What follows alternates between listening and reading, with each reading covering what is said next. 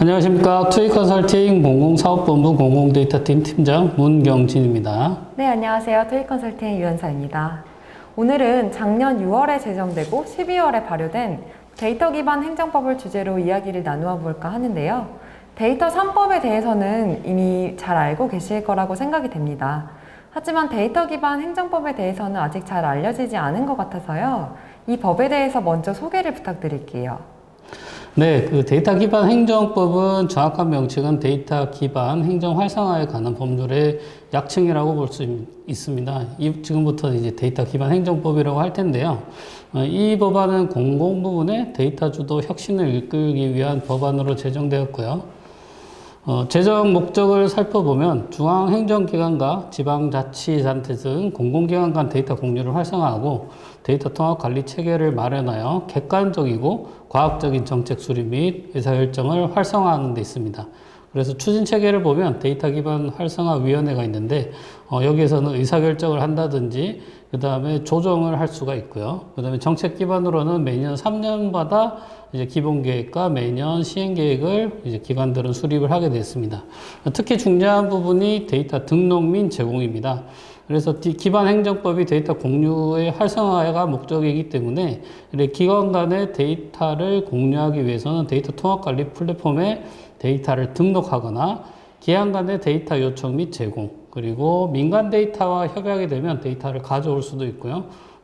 비용을 들여서 가져올 수도 있고, 그 다음에 이제 이렇게 모인 데이터를 제공받은 데이터에 대한 관리 역할을 할 수가 있고요. 그 다음에 기반 구축이 필요합니다. 그래서 기관별로 다양하게 어떤 데이터가 가지고 있는지를 메타데이터 등을 종합하여 데이터 관리 체계를 구축하고, 그 다음에 데이터의 효율적 제공 연계 및 공동 활용을 위해서 데이터 통합 관리 플랫폼이 구축이 되어야 되고요. 그리고 데이터 분석 센터라고 있습니다. 그래서 기관별로 데이터 분석 센터를 설치 운영하거나 데이터 기반 국가적으로 중요한 의사결정을 지원하기 위한 정부 통합 데이터 분석 센터를 설치하는 게 이 법의 근거로 되어 있습니다. 기대 효과로는 정책의 정당성 확보, 그 다음에 정책 수립의 객관적 의사결정, 그래서 데이터 기반의 정확한 의사결정을 하거나 데이터 기반의 공정하고 투명한 정책 수립이 가능하고요. 그 다음에 업무 혁신입니다. 그래서 일하는 방식을 혁신하거나 데이터 기반 업무 프로세스의 혁신입니다. 그래서 기존의 경험이나 직관으로 정책 수립이나 의사결정을 했다면 이제 데이터 분석을 통해서 데이터에 기반한 과학적이고 객관적인 의사결정을 할 수 있기 때문에 업무 효율성이라든지 책임성, 그 다음에 대응성, 신뢰도를 높일 수가 있고, 궁극적으로는 국민 삶의 질에 향상시킬 수가 있습니다. 그래서 이 법에서 가장 중요한 포인트는 타 기관이 보유한 데이터를 제공을 요청하고 이를 활용할 수 있다는 점인데요. 그래서 공공기관은 개별 기관 내에는 이미 많은 데이터를 보유하고 있고 자체적으로 분석을 하고 있습니다. 근데 하지만 타 기관과의 데이터 연계는 좀 소홀한 측면이 있었고요. 당연히 법적 근거도 사실은 없었기 때문에 타 기관의 데이터를 주거나 가져올 수 있는 근거가 없어서 사실은 쉽게 활용할 수는 없었습니다. 그런데 이 법을 통해서 이제 이런 문제가 해소돼서 그래서 공공기관 간의 데이터 연계, 그 다음에 공동 활용, 이 제도적 기반이 아마 이 법안을 통해서 마련됐다고 볼 수가 있습니다. 아, 네. 그러면 예를 들면은 수협에서 동해안의 오징어 조업량과 날씨와 해수면 온도 이런 것들의 상관관계를 분석을 하고 싶다면 기상청에 날씨 데이터를 요청해서 데이터 분석을 할 수도 있겠어요. 네, 그렇죠. 그래서 보통은 이런 것들을 데이터 융복합 또는 매시업 한다고 합니다. 그래서 여러 데이터를 이제 이렇게 융복합해서 분석하면 이제 새로운 결과를 저희들이 찾아낼 수 있고요. 그렇다라고 하면 이런 분석 결과를 바탕으로 또 다른 정책 의사결정을 활용할 수 있어서 이것 자체가 이제 데이터 기반의 혁신이라고 할 수가 있겠습니다. 그럼 몇 가지 의문점이 좀 있는데요. 우선 첫 번째 궁금한 사항은 공공기관이 어떤 데이터를 보유하고 있는지 자체를 모를 수가 있을 것 같아요. 그렇다면 다른 기관이 필요한 데이터를 가지고 있다고 하더라도 요청 자체가 어려울 수가 있을 것 같거든요. 이럴 땐 어떻게 해서 찾을 수 있을까요? 네, 좋은 질문입니다. 그래서 이 법에 따르면 모든 공공기관은 이제 필요한 데이터를 요청하고 제공을 할 수 있는데 문제는 어느 기관이 어떤 데이터를 보유하고 있는지를 사실은 알 수가 없다라는 거고요. 그래서 이제 그 데이터를 어디에, 어느 기관에 어떻게 보유하고 있는지를 찾을 수 있는 방법이 현재 두 가지가 있습니다. 그래서 첫 번째는 데이터 유형으로 좀 나눠볼 수 있겠는데요. 공공 데이터입니다.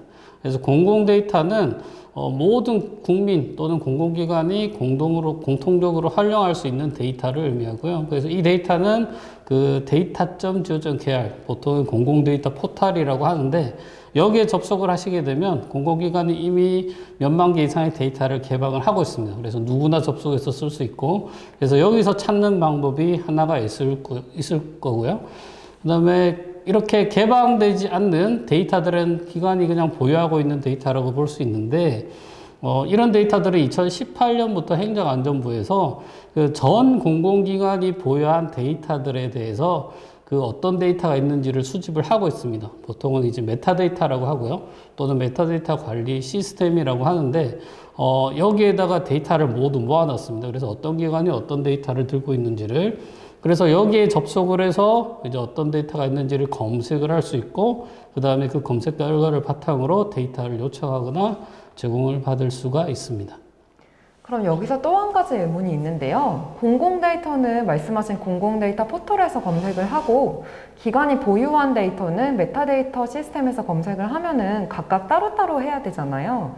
데이터 찾는 일이 좀 쉽지가 않을 것 같아서요. 네, 그렇죠. 그래서 공공 데이터와 기관이 보유한 메타데이터를 같이 볼 수 있는 곳이 이제 현재는 두 곳이 있습니다. 그래서 하나는 공공 데이터 포털에 가면 공공 데이터 맵이라는 기능이 있습니다. 그래서 거기서 검색을 하면 되고요.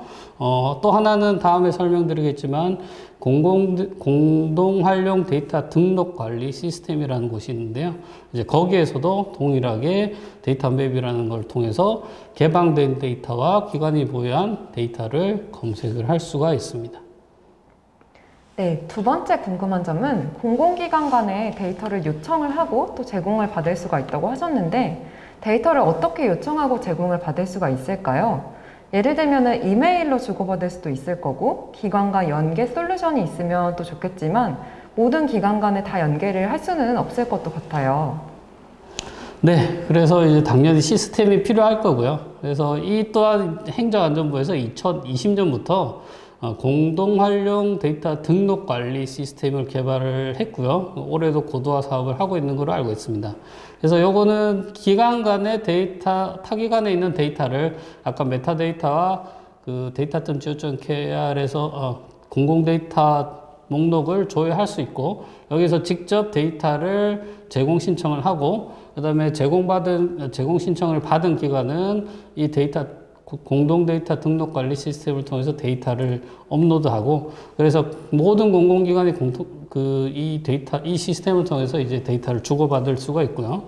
이렇게 신청 및 제공 이외에 모든 기관이 공통적으로 사용할 수 있는 데이터들이 있을 겁니다. 그래서 이런 것들은 별도의 등록 요청이 없이도 요 공동활용 데이터 등록 관리 시스템의 데이터가 등록을 해놓으면 누구나 사용할 수 있게 현재 그렇게 개발이 되는 걸로 알고 있습니다. 네, 그러니까 타기관 데이터를 찾고 데이터를 요청하고 제공받는 그런 모든 과정들이 다 시스템화가 된다고 볼 수 있겠네요. 네, 그렇죠. 네, 세 번째 궁금한 점입니다. 데이터 기반 행정법은 데이터를 활용해서 분석을 하고 이를 정책 결정이나 업무에서 활용을 하는 것인데, 이제 모든 공공기관이 데이터 분석을 위한 시스템 구축을 할 수는 없을 것 같아요. 예를 들면 예산이 없는 경우가 있을 거고, 또 필요한 소프트웨어를 보유하고 있지 않은 기관도 있을 텐데요. 이런 경우는 기관 내부에서 분석이 어려울 것 같은데 어떻게 준비를 해야 할까요? 네, 이미 규모가 큰 공공기관들은 자체적으로 빅데이터 플랫폼과 같은 이런 데이터 분석을 위한 인프라가 구축되어 있습니다. 그래서 서울시의 빅데이터 플랫폼, 인천광역시, 부산광역시, 아니면 한국보건산업진흥원의 보건의료 빅데이터 플랫폼과 같이 이미 기관들은 몇 년 전부터 이렇게 준비를 해서 빅데이터 플랫폼을 구축한 상태가 있지만 아직 준비를 못한 기관들이 사실은 더 많이 있고요. 그래서 이런 기관들을 위해서 이것도 마찬가지로 행안부가 범정부 데이터 분석 활용 시스템 구축을 이제 준비하고 있습니다. 그래서 아마 내년 말까지 구축이 될 것으로 알고 있는데요. 이 시스템이 구축되면 이제 개별 공공기관들이 예산을 들여서 빅데이터 플랫폼을 구축하려면 아마 예산이 꽤 많이 들 겁니다. 그래서 이런 것들을 예산 낭비 없이 하기 위해서 이제 클라우드 기반에서 행안부가 아주 큰 빅데이터 플랫폼을 만들어 놓고 여기에서 이제 기관들은 데이터 분석 환경을 제공받아서 활용할 수 있게, 그래서 예산을 절감할 수 있게 지금 준비를 하고 있는 걸로 알고 있습니다. 그 다음에 당연히 이 빅데이터, 범정부 데이터 분석 활용 시스템에서는 그 앞에서 설명드린 공동 활용 데이터 등록 관리 시스템에서 등록한 데이터를 당연히 쉽게 이용할 수 있고, 아니면 본인들이 보유한 데이터를 올려서 같이 이 두 개를 융복합해서 분석을 할 수가 있고요. 그래서 좀 더 효율적인 분석 활동이 가능할 것 같습니다.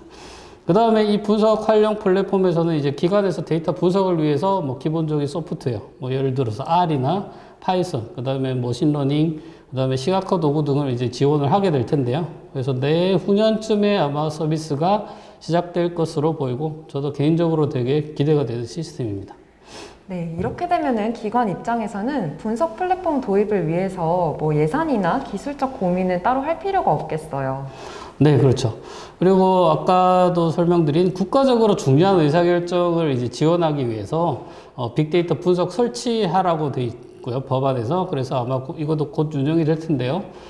여기에는 이제 국정과제이거나 아니면 사회 경제적 파급도가 높거나 아니면 국민적 관심도가 높은 이런 기준으로 이제 분석 과제를 정의하고 발굴하고 이제 분석을 할 텐데요. 뭐 예를 들어서 코로나 위험도라든지 뭐 이런 것들이 이제 국가적 정책 수립할 때 이 분석 센터에서 나온 결과를 활용하면 좀 더 정책 수립에 도움이 되지 않을까 생각이 듭니다.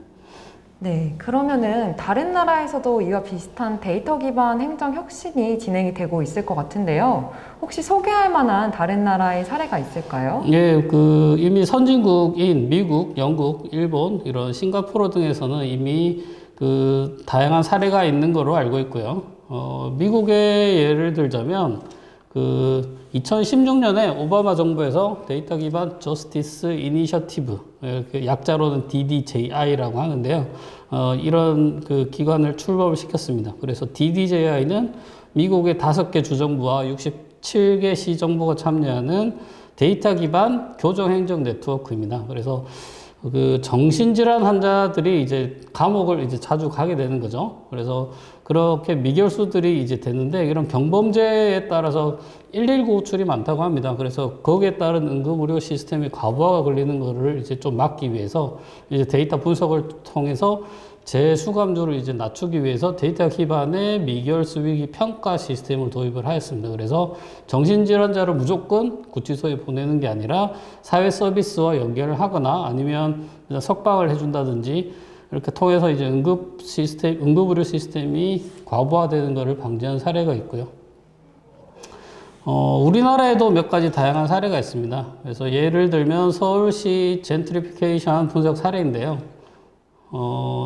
2014년부터 아마 서울 그 젠트리피케이션이라는 게 이제 그 사회 현상으로 대두가 되었죠. 그래서 그 기존의 상가가 무너지고 기존의 원주민들이 이제 쫓겨나는 현상을 말하는데요. 뭐 최근에는 홍석천시도 이렇게 경기단에서 쫓겨나는 그런 상황들이 발생했는데, 특히 서울 지역에 많이 있었습니다. 그래서 서울시의 고민은 이제 이 젠트리피케이션을 어떻게든 줄이기 위한 노력을 하기 위해서 정책을 수립하게 되는데, 이제 2015년에 그런 정책을 발표하면서 그때 문제가 뭐냐면 도대체 젠트리피케이션이 발생한 지역을 어떻게 정의할 것인 거였습니다. 그래서 처음 정책을 만들 때는 단순히 언론, 전문가들이 언급한 지역을 기준으로 젠트리피케이션 지역을 선정을 했는데, 이제 과학적으로나 이제 뭔가 증거가 필요하기 때문에 이제 데이터 분석을 했고요. 그래서 다양한 부동산 소유 현황, 인구, 그 다음에 인허가, 음식점 개정, 그 다음에 이런 다양한 데이터를 분석을 실제로 했고, 그 다음에 이런 것들에 대한 지표를 나중에 만들었습니다. 그래서 이 지표들의 상관관계를 분석을 하고, 그래서 최종적으로는 젠트리피케이션 단계를 정의를 하였습니다. 그래서 각 지역별로 젠트리피케이션 단계가 나오면, 특히 뭐 이런 젠트리피케이션의 진입 단계거나 활성화 단계에는 이제 정책이 필요한 거죠. 그래서 이런 지역에서는 부동산 모니터링을 좀 더 강화한다든지, 아니면 장기 안심 상가 추진 등 이런 젠트리피케이션 진행 단계 분석을 통해서 이제 의사결정을 할 수 있어서 기존에는 그냥 전문가가 얘기한 그런 젠트리피케이션 지역이었다면 이제는 데이터에 기반하여 젠트리피케이션의 진행 단계를 정확하게 파악하고 정책을 바로 사용할 수 있다는 점에서 좋은 사례가 되었습니다. 네, 오늘 데이터 기반 행정법과 관련해서 다양한 정보 알려주셔서 정말 감사드리고요. 네, 저도 개인적으로 새로운 사실 많이 알아가는 것 같고, 특히 데이터 기반 행정법으로 공공기관들이 데이터를 잘 활용하게 된다면 결국에는 국민들에게 혜택이 많이 돌아가지 않을까 생각이 됩니다. 네, 그 데이터 기반 행정법이 작년 12월에 이제 시행됐기 때문에 저도 앞으로 많은 기대를 하고 있습니다. 네, 오늘 말씀 정말 감사드립니다. 이것으로 데이터 기반 행정법에 대한 소개를 마치도록 하겠습니다. 감사합니다. 감사합니다.